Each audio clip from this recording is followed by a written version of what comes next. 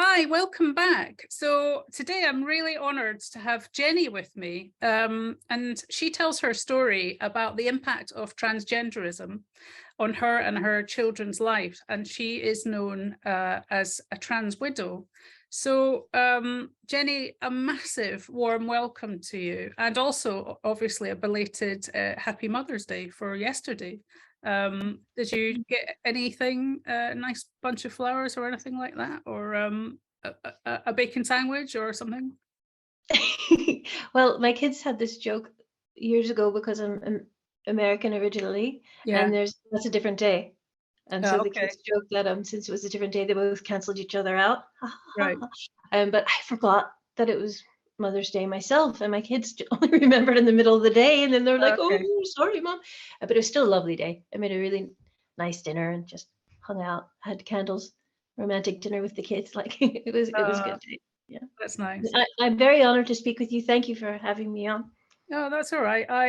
It's really nice, to meet you in person. And obviously, I've kind of, I followed you for quite a while on Twitter, and followed your kind of threads and views and with interest. And I've tried to be as supportive as possible with the numerous trans widows. And I feel it's incredibly important that we tell your story, and hopefully we can do it some justice today. I mean, one of the things that I'm trying to do on this channel is obviously sort of tell a bit of a tale to parents, because obviously it's called Parents Against Gender Ideology in Schools. Mhm. Excuse me. And I'm trying to give parents a bit of a crash course, I guess, in all of the different aspects of gender ideology and how they kind of relate across multiple different areas. And Mhm. I think that obviously telling the tale about women is not only central to my kind of core interests as a feminist, but also so that they can understand how this impacts on their kids. And then when they go into schools, then they've got more of a kind of rounded insight into the broader issues of transgenderism. So Mhm. that's how Yeah, that kind of fits in.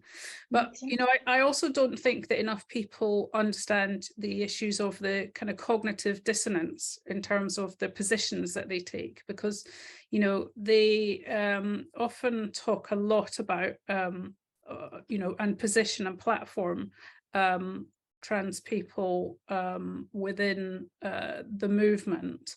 And I'm not sure that they're necessarily aware that that can have quite a psychologically negative impact on their wives, partners, girlfriends, and children. Yeah. So maybe we can sort of tell a little bit of that story really today. Um, so, I mean, obviously trans widows are not a monolith, but maybe Yeah. you can start us off by telling a bit of a sort of broad tale about some of the commonalities with some of the women that you know in terms of their backgrounds. Well, I'll start with just a little bit about me, and then say how I noticed that there were similarities later. When I met my ex in 1995. I was Mhm. with him for maybe I mean, 15 years yeah. altogether. Whatever you're comfortable with, you can, Yeah, whether you want to just do put it you into or them, it's entirely up to you. context. Yeah, yeah. Yeah. So it was a very slow process with him. I didn't realize at first um, that it was a fetish that he had. Mm. He we were dating for. He kind of swept me off my feet. And I was working full time and I was going to school full time. And he came in this really chill, fun guy with loads of stories and took me camping into music festivals. And I just was mad about him really quick. And then he came into the room one time and dressed up. And I was taken aback. And then he told me this story about when he was a little boy. He had a difficult childhood, very difficult, and he ran away from home. And he came upon his auntie's washing line, and he took her clothes off the washing line and put them on over his clothes, and then fell asleep by a haystack. So he made it really pretty, really Mhm. nice. Made this, beautiful, innocent, troubled little boy. Um, and he said that ever since then, when he was depressed or stressed out, he would dress in women's clothes for comfort. And just look, I didn't realize at the time, but now I know from talking to other trans widows and hearing other stories that very, very often these men will do that. The first time they tell you about it, they frame it in this way. It's a Mm. comfort thing that I Get, need. to They get don't your say it's feelings. because I watched 6 million hours of porn, Yeah, yeah. And that was They, actually it was an orgasmic experience. Yeah. yeah. So, and it was, it wasn't, and I told him at the same day that he came in dressed, we had long talk into the night, and I was telling him I had sexual abuse as a child myself, and I told him that I was bisexual, and all these things he used later Mm-hmm. against me to mess with my head. But I told him right away that I didn't really like when he was in women's clothes. He wanted to wear, he started to want to wear them when we had sex, and I told him I didn't like that, and he would say, "Well, why not? I thought you said you liked women." Mm-hmm. And that's when he started to say, "Well, I'm a woman. Yeah. You didn't say that before." And I try to tell him that doesn't. I like men and I like women, but that's not what this is, you know. Um, but I found I didn't realize it was happening to other women.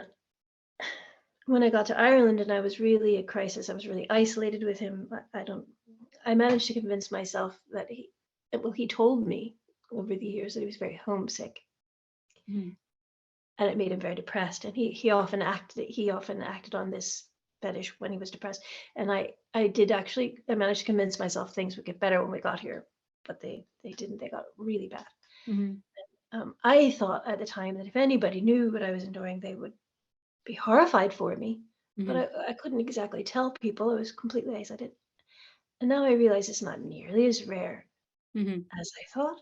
Mm-hmm. And the way that women with my experience are treated is really, it's terrible. There's nowhere for us to go. All the Mm-hmm. violence against women and girls services in Ireland are captured. Mm-hmm. So we have each other. We have to support each other. When Mm-hmm. you find women that know what you're talking about and you can use a bit of a shorthand, it's really helpful. But what I find across almost every story of a trans is the coercive control. Mm-hmm. Absolutely. Yeah. When I got Getting you isolated is an important part of the story. absolutely, and I Yeah. was utterly isolated. I walked right into it, and I blamed myself. And when I start to blame myself, then I step back and I look at the fact that medical establishments, governments, academia, it's all captured. So I can't beat myself up for the fact that I was captured as an individual when it's everywhere, all over the place. We have to remember to be gentle with ourselves because we will get blamed. It's fine for people to talk about it in the abstract. People can handle it. They'll say women's, no men in women's spaces, and you keep hearing about women's spaces. Mm-hmm. But a woman's space is also in her home, Mm-hmm. and it's in our homes. And that's when we're the most vulnerable because people can't see what these men are doing. Mm-hmm. And they experiment with us. It's where they practice Mm-hmm. what they then bring outside. Mm-hmm. And I think that's an important thing to sort of underline, because people will often say, as long as they're just doing it at home and not in the public arena, then it's okay. But basically what they're doing is then ignoring this absolutely whole tower of abuse, which is happening within the homestead against the partners and the children, which is off the scale and is often, it's full scale domestic abuse, isn't it? It Sexual abuse, is, yeah. often violent, and the gaslighting of children who are often overly exposed, aren't they, to a lot of this stuff. And there's so much sexual abuse that occurs, because these men, they want to perform sexual acts as women, and it's just they will coerce you and coerce. But I think I have to say, I thought for the longest time I was getting through to my ex. I would tell him this is not on, I don't like this, and he would back way up. And I realize now, looking back, when he would start up again was always when I was vulnerable. Mm-hmm. Like when he had me over a barrel where I had to choose whether I was going to protect myself or whether I had this mental space to do it. When I was pregnant, it was the first time that he really laid it on thick. He took my clothes that didn't fit me anymore and started to wear them, kind of thing. they wait until you are compromised, and then they really go at you, and then they back away, and then they start again, and it's this cycle.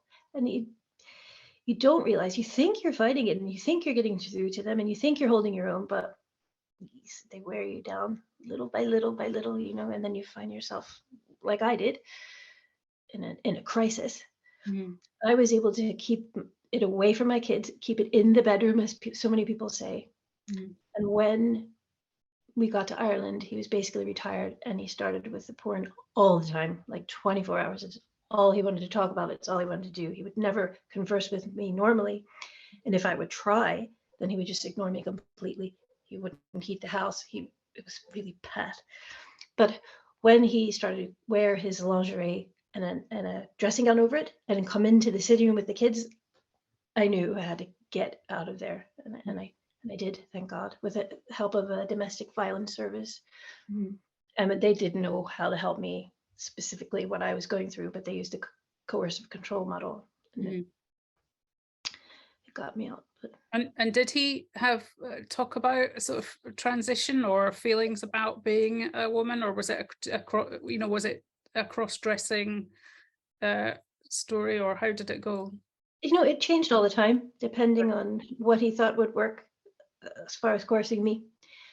So yeah, he talked about he would go back, and his story changed all the time, depending on how much it would have worked to get his way. I mean, obviously, you know a huge amount about autogynephilia.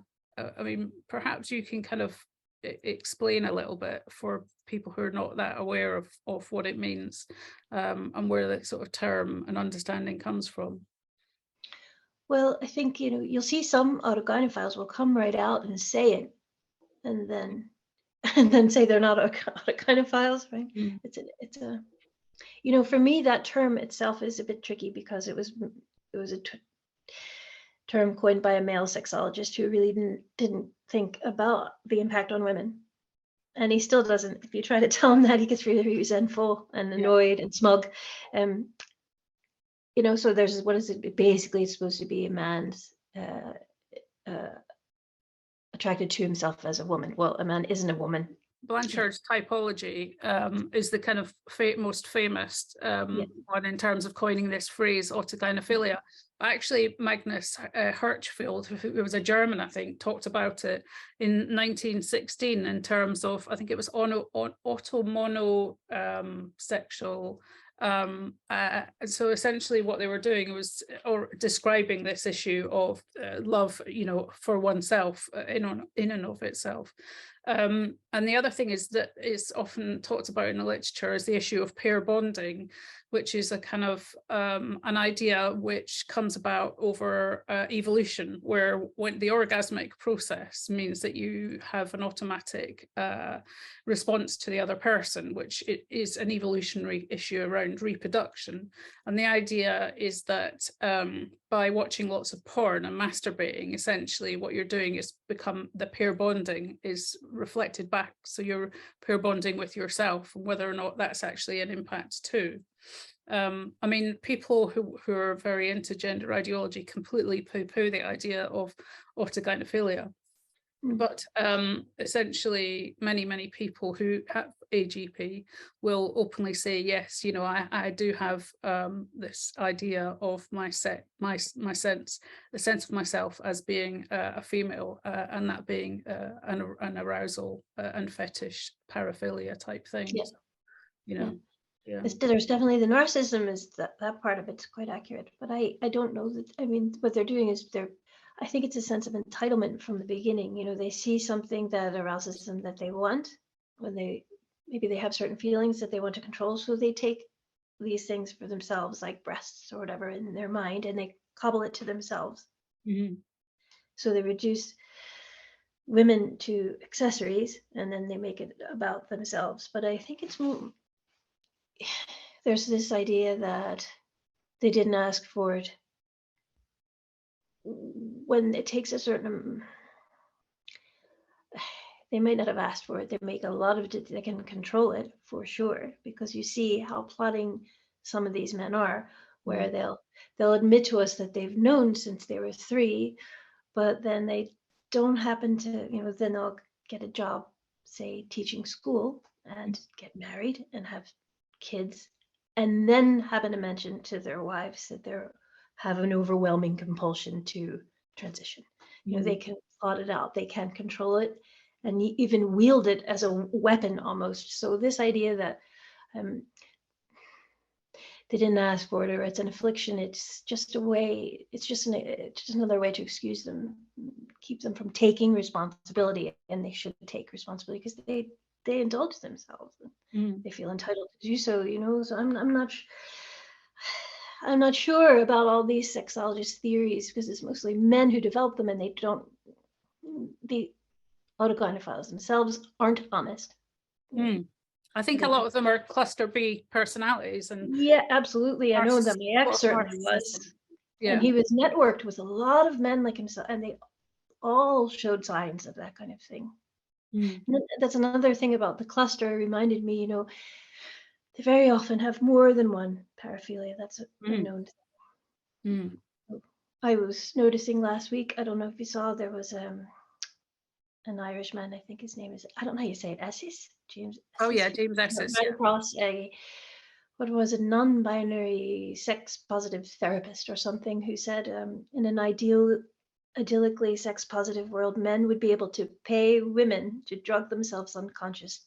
Oh God, yes, I did see that. Yeah, that was horrendous. But my ex also, I think it's called somnophilia. It's when they want to violate someone when they're unconscious.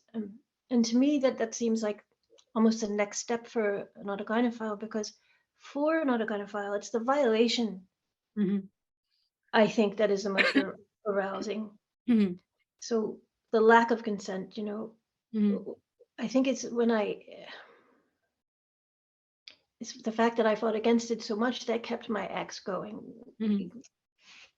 So they want to get to the point where there's absolutely no consent, no possibility of consent, no possibility whatsoever of boundaries. It just makes sense. And often these men have more than one of these, and it's dangerous. It always escalates. AGP always escalates when it's indulged. That's why I have such an issue with it being normalized. It's not, your friendly neighborhood thing. It's not just a personality quirk, and it's certainly not just a sexuality. Well, in fact, that's what they're trying to do, isn't it? They're trying to frame a paraphilia as an actual sexuality in order to normalize it. And of course, the whole thing about gender ideology is, and this opening the doors is meant that all of these guys have just thrown themselves out. They're stunning and brave, aren't they? So women are entirely disempowered and in the wrong, and so as you say, there's nowhere for them to go that they can legitimately get support, because of course all the support services are entirely captured, and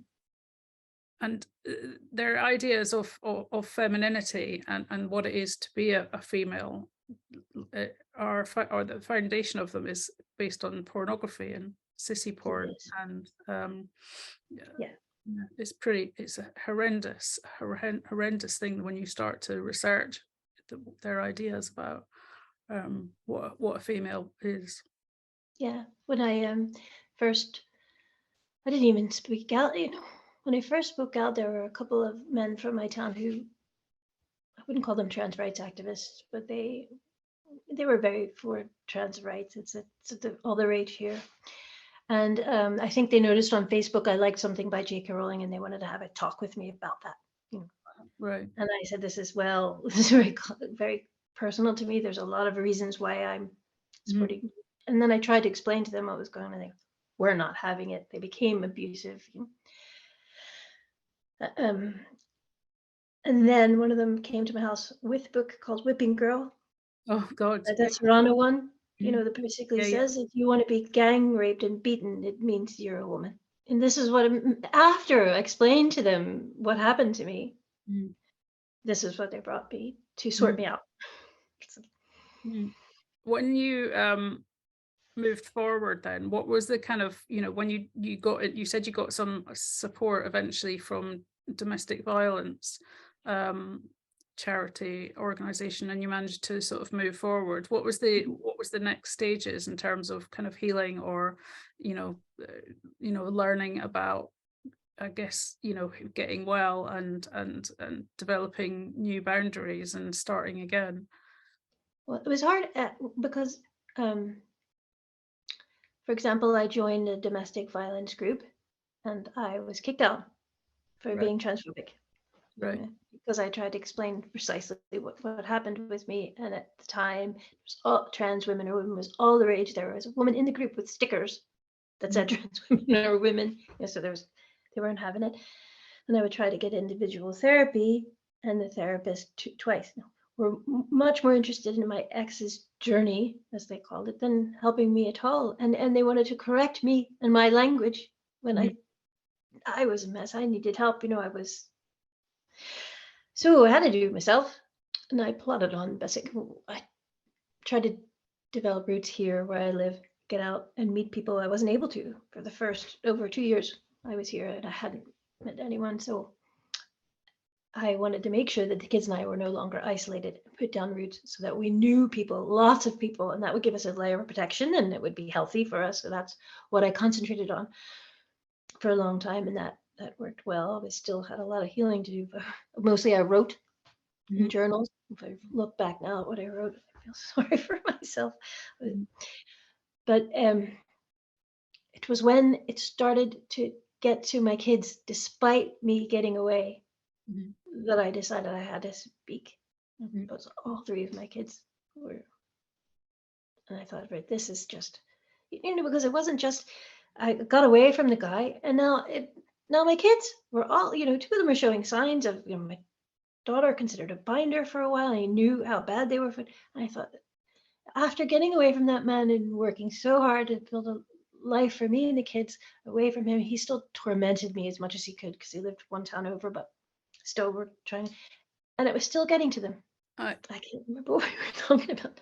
Yeah, I can only imagine just how painful and traumatic that must have been, and still is, because everywhere you look is they're awash with it, from schools to universities to um, Yeah, I home educated my kids um, in America with every intention of putting them to school in Ireland, and then I I connected with other home educators here, and then I kept home educating them. But they had a great social life. They're all in the arts. They all go to drama. But see, in the arts, totally captured. Like in all their acting classes, every kid in their class identifies as some kind of transgender or non-binary or poly demi boy, or a lot of these kids don't even know they're using this language and they don't even know what it means. Like, mm, when they say they're poly, if you talk to them, the really young ones, like 12, what they really mean is they have a very interesting friend group and they're close to all those friends and they might hold hands with all of them, kind of mm, thing. They don't even know what they're saying, but the language they're saturated with mm, the language of it. And everybody, adults, all they either walk on eggshells, they're afraid to dispute it at all because this emotional blackmail where you do not talk about it, you just affirm. There's a woman here, I don't know if you've heard of her, in my locality called Taryn DeVere. She was working for Gender GP. right. Everybody in my social circles knows this woman. I've yet to hear anybody really condemn her. People have to realize that she's off her rocker at this point, but people won't say. I say it all the time, but I don't. So many other people do. Mm, In my town, I mentioned the men who brought the men who brought that book to my house. Those two men have since started a pride in my town, mm, pride in the Irish language, but it isn't pride mm. because it's not the pride flag that they brought into town. It's I think it's called the progress flag, where it has the Yeah, yeah, trans triangle coming in from the side with a wee circle for intersex. Those flags were plastered, huge ones plastered all over my town. It was a days-long festival. They invited Izzy Kamikaze, which is an yeah. honored speaker. In my Mm, People in mm, my town have no idea what that's about. mm, They were all so happy because after COVID there was a bit of crack, and mm, they were pleased to come out and show how not homophobic they were. And mm, it was really gutting because I could see the very good intentions in my town and the happy atmosphere. People had no idea what was really behind it. And so there's people carrying signs that said love has no gender, and little kids carrying trans flags, and people didn't understand what was happening. And if I tried to explain it to them, I would just look like a loony. I can't tell them my experience. A lot of them heard about my experience because that interview I did with Linehan did the rounds. I got an email from a school this morning saying that they'd had some communication, something about the Duke and Duchess of, I'm trying to think where they are, at Wales now, are supporting some new gender ideologue push, which I must have a look into. Oh no. Because of course everyone's just going along, without investigating or looking at what it means. And it's basically, I get more about gender neutrality and erasing the word female. There was something else about the girl guides, not calling them girls anymore, etc. I mean, in terms of my thoughts, which you've probably heard me say before, in terms of my views on the issue of transphobia, is until over my cold dead body will I accept gender ideology. And I basically just say, look, I believe that you believe in this, but I don't believe in it, and that's at the end of the day, that's what the place I'm going to stick to, so so in terms of the movement that we're in, which is the movement, the gender wars, there's a whole ton of us trying to do lots of different things. But you are all very important people in the movement, but you don't get enough credit, and not enough people are listening to your stories, and there's a lot of tensions. I know my thoughts on them. Tell me about what you feel in terms of what the interactions are like on Twitter, which is a really important place in terms of where things are discussed and some change takes place. It is, I hate to say it, but it's a valuable place to have. I learned a lot there from other women, I don't know if given it a lot of thought. And sometimes I think, like I started to say earlier, people are happy to talk in the abstract, but when it comes to an individual woman's story, it's too much. It's too close to home. Maybe people want to think it would never happen to them, so they put you over here. I don't think they mean to, but they then harden towards you, and they want to say you're the extreme. This is an extreme. This wouldn't happen to me. And what's the use considering these cases are quite rare, and we know they're not.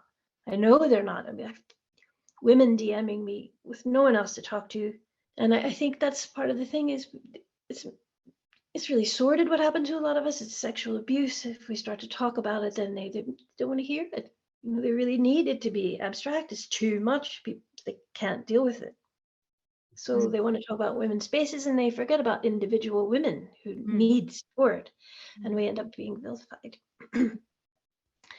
and maybe it's just human nature, but I think our stories are incredibly important because, like I said, these men, they practice on us. The ones that were able to accomplish all they have by stealth, they had to practice somewhere. They practiced in their homes and they connected with each other and they proceeded from there. Try this angle, try that angle, get them this way, get them that way. An individual woman has to deal with that in her own home. It's really hard. It turns you inside out. It takes you down to bits. I mean, some people can get away from it really quickly, but like I said, these men, a lot of them wait till we have kids, so we can't get out, or very difficult to get out. We're dependent on them financially. We can't hold the boundaries that we would have been able to before we had the children. Then we have to either protect ourselves or protect the kids, and that's where it is right now. It's a microcosm of our homes. But that's where it is right now. There's this thing where it's like, well, the kids are having a crisis, and they are. So this feminist stuff, that's fine. It's over there, but we need to focus on the kids. But it's all connected. If we don't help, what's happening to kids? It's because they silenced mothers and they got to the women first, and then it spilled over. If we protect women, we're going to protect kids. And the separating the two things is what concerns me, and that's happening. I can see it happening a lot. That's why on this channel I'm kind of talking about everything, because I don't see them in silos. They are all interlinked, and the home is a space that we need to be talking about in the same way as you just said, like, you know, we got prisons, we got sports, we got toilets, but actually the home is a space, and we're not giving enough credit and discussion to it. I mean, the disgust, the fear, the shame, the financial control, the sexual abuse, all of it is being played out, and those children are not being able. There's lots of impacts in terms of their child development, and then obviously they're then going on to be exposed to all sorts within the school arena, a whole plethora of gender ideology, and then perhaps in some circumstances then going into the trajectory themselves, because of. And I used to feel, when I would feel sorry for myself a bit, I went into the doldrums because I thought, after all that, and now my kids are captured, it's hitting me from every direction. But it's that itself not even rare. The trans widows that have children, now we're seeing, as the kids grow up, we see our kids then thinking that we're the enemy. If we dare talk about any of it at all. That's where I am. I have to walk on eggshells around my kids, not necessarily because of their dad. They know the story there, but still, you just, it's a thing for teenagers now. It's part of their whole thing. It's like we were goths or punks, Yeah. And it's fine for them to express themselves in different ways, but a lot of these kids are vulnerable, and it's not just. Oh, it's God, not yeah. just having the crack and having your friend groups. It's hurting them. We know this. I have so many parents who have ROGD kids, loads and loads that contact me all the time. It's astonishing, and if they're not thinking of the in between, is that they're non-binary or one of these other mad gender identities, and then they're going off into the trajectory of trying to microdose on testosterone or get themselves on a pathway, etc. So I think there's a real frustration, and one of the tensions is, in terms of the Twitter sphere, is the platforming of some of these men as voices for us, and I often see female commentators say that they have been stood down from reportage on TV programs or radio programs, etc., where they've got a trans woman in to speak on behalf of a woman, and how then they have a panel of essentially 3 men talking about something that's affected women, etc. I think people who are new to this issue don't realize how important and how damaging that is to trans widows specifically, and how offensive it is to platform these guys. But also, this is an extension of their manipulative behavior, because they are continuing their manipulation and deviant manipulation of people, just in a different format. It's just a bit more covert. Absolutely. Yeah, they're still controlling the narrative. They're controlling the narrative. I mean, if they were really allies, like they're constantly called, then they wouldn't shoulder in whenever possible, which they do. And my ex, do you not think that he would present him as if butter wouldn't melt whenever possible, so that he could have as many people think that I am the problem? Right, of course, because it's much better for women to be seen as hysterical, isn't it? Yeah, and the extreme, and it's and it's galling to see these men platform. Fair enough if you want to give them a voice, but I think if you say going to have the face of autogynephilia be a late middle-aged man who's married with kids, who hadn't revealed his autogynephilia and until afterwards, if that's going to be who's going to educate people about autogynephilia, you should always have a woman to counter what this guy is saying. I think, because they're not truthful. They're always spinning. They're like, and here's like, you'll see a lot of people pointing to extremes, like they're saying, look at this pink doughy pop star non-binary fella. He's on holiday. He looks like a platypus. How crazy is this? Or look at this teacher in Canada with 2 basketballs up the front of his top. Look at this. This is mad. And it's showing the extremes this has gone to is relevant, but it's also a distraction, because those guys aren't the ones that got all these things passed by stealth. They're not the ones that were working behind the scenes. They're not the ones that wrote guidelines for the teachers union to let boys into girls' schools. They're the ones that seem reasonable. If these men didn't seem reasonable, they wouldn't have been able to push these things through.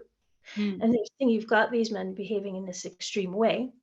So these autogynephile allies can pull back just a little bit from that and say, but I acknowledge that I'm male. And they'll give us this wee little, 5 minutes ago, yeah, of course you are. Now they'll relent just that little bit. It's a strategy. So then our gratitude will make things acceptable that would not have been remotely acceptable 5 minutes ago.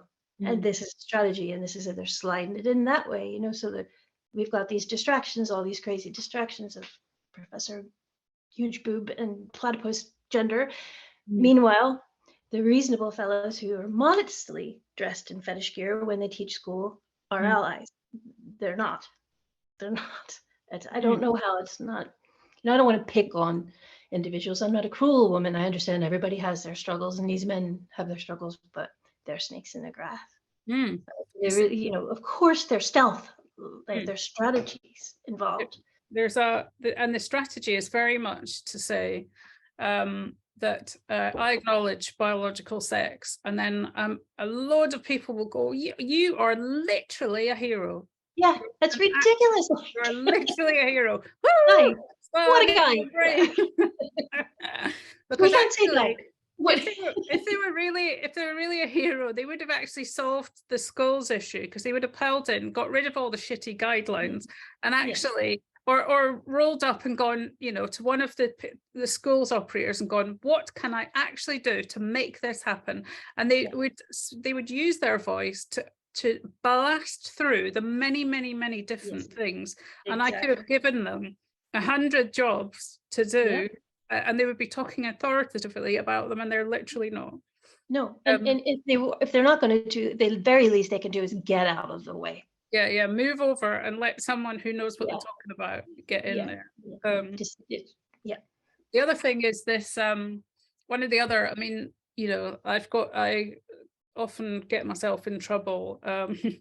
One of the early things that I got in lots of trouble for was opposing the TERF Tranny Alliance, which I kind of kicked off about, because again, this issue of forced teaming. Absolutely. This is just another sort of representation of that, isn't it? Yeah. So why don't you just be nice to these men? They're trying. I'm nice. And in fact, I would speak with these men if I felt that it was going to help.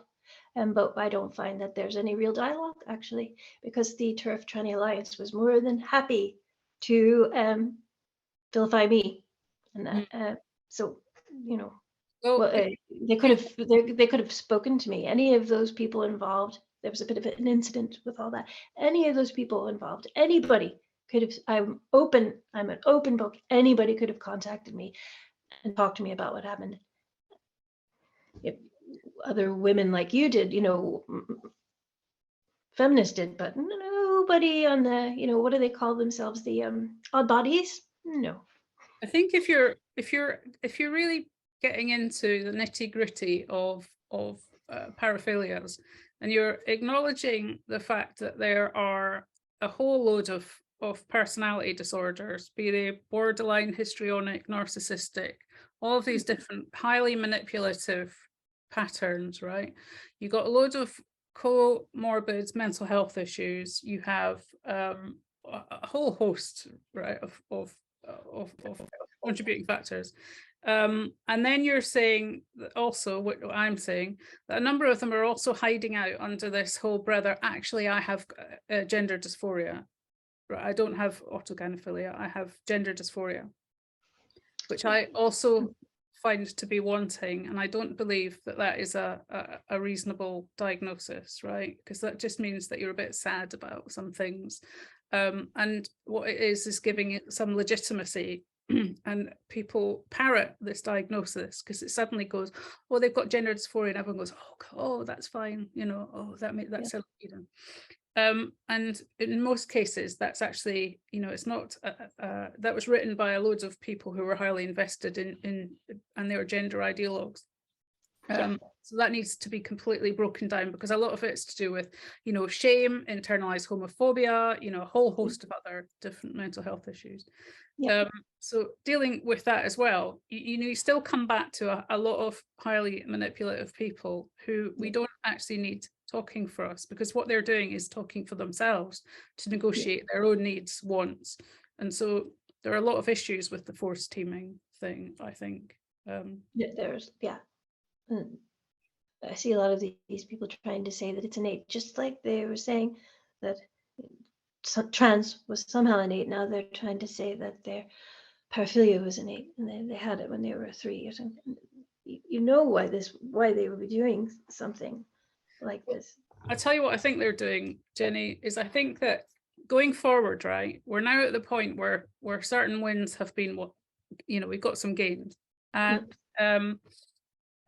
there's money to be made in developing new services, and absolutely, these transitioners are and sadly, you know, a load of people who really need a lot of assistance. But if you look at it on the other side of the spectrum, there are also people upon which money can be made, right?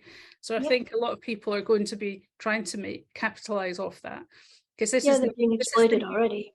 Right, so it's the new COVID hand sanitizer and masks scheme, essentially, where a lot of people who are not very qualified are going to try and set up and make money off these people. And a lot of autogynephiles, from what I see and observe in terms of their communications on Twitter, are trying to hang their hats and say actually that they have gender dysphoria. And what I think they're going to try and do, and you know, I'm going to possibly lay money on some of them starting to say, I'm actually a detransitioner now. But because I transitioned, there's nothing I can do, because they will get even more sympathies, because of course people have huge amounts of sympathy, for rightly so, for detransitions. I think you're right. So what are your, you know, what would you like, if you know, in terms of if you were hoping that people would be more understanding of the trans widows situation? Well, it's a very important part of all this. It's our voices are important because we can say what these men are up to, because they manage to pull the wool over the world's eyes. The people say that even know what's happening. I'd say most people in Ireland still have no idea about any of this. But you know, it's just all of gender ideologies. There's driving forces, male fetishists, I think, and where we have an uphill battle ahead of us. At least we have an intimate knowledge of these men and the way they go about things, and we can see through them, and we can warn people of the red flags.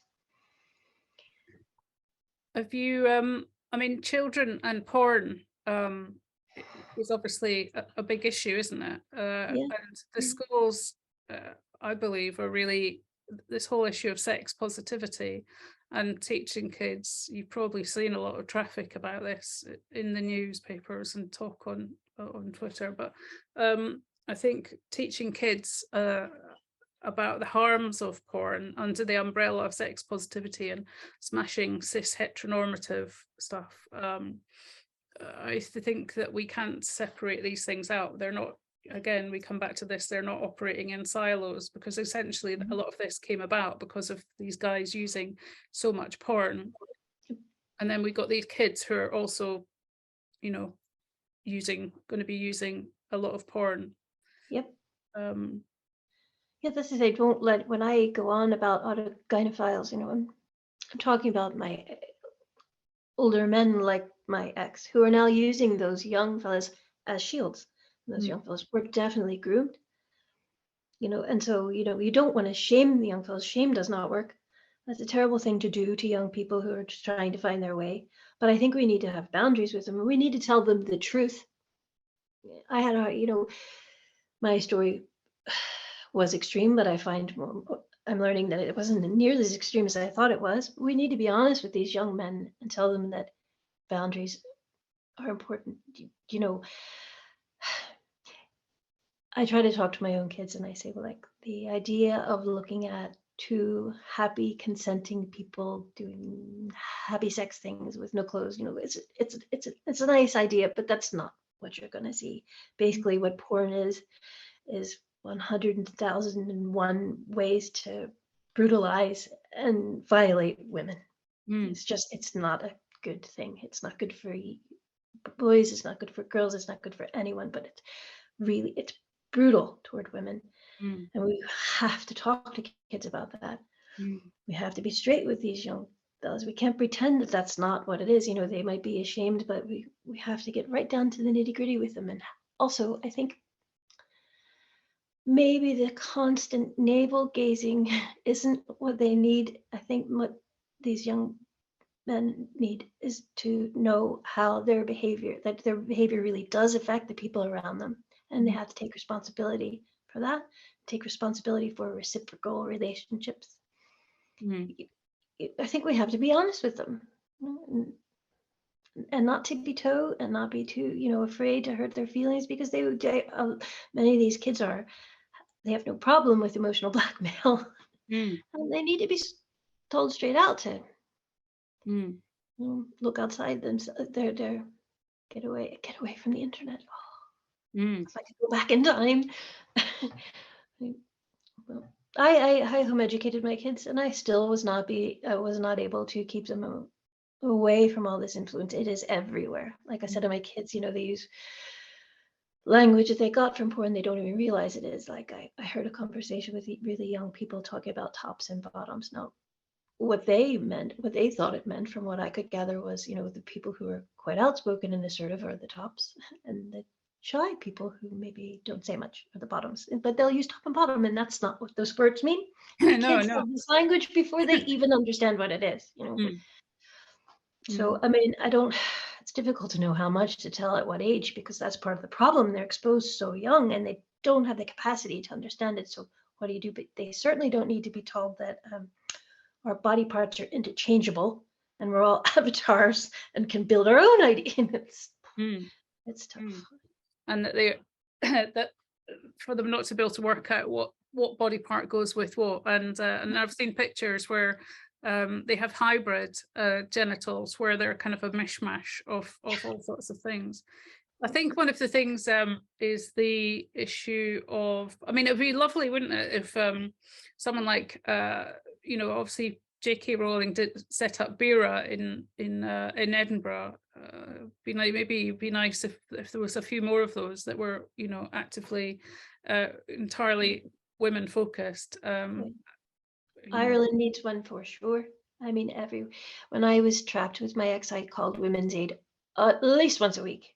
And I find out now that the chair of Women's Aid was one of the people that signed a letter calling for I think it's legal and media, or legal and political representation of TERFs, to use the short term, be removed. That's me, and I'm that because I am a woman who's talking about the abuse I suffered under a man who said he was trans. It's not because I'm anti anyone, even him.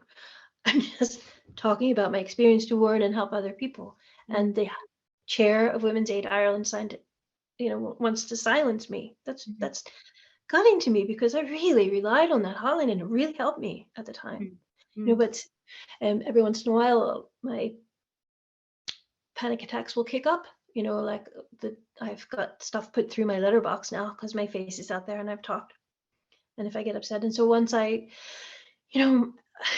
partner, my friends, I feel like I'm going to wear them out sometimes, because my stuff, it can be quite heavy. So I rang the Dublin rape crisis, because they say ring anytime. And when I started to explain what was going on, they stopped and said, you need to understand that all gender is rape and abuse. And that was a priority thing for a Dublin rape crisis to say to me on the hotline. Mm, But this is what we're so we definitely need a place like that in Ireland. mm, Um, there are lots of groups in Ireland, like the Countess and mm, Women's Space Ireland, and oh, I can't remember now because I'm tired. There's a lot of groups and a lot of women working really hard. But I think there needs to be a focus on women victims, women survivors. We need help. We need more help. We need more support.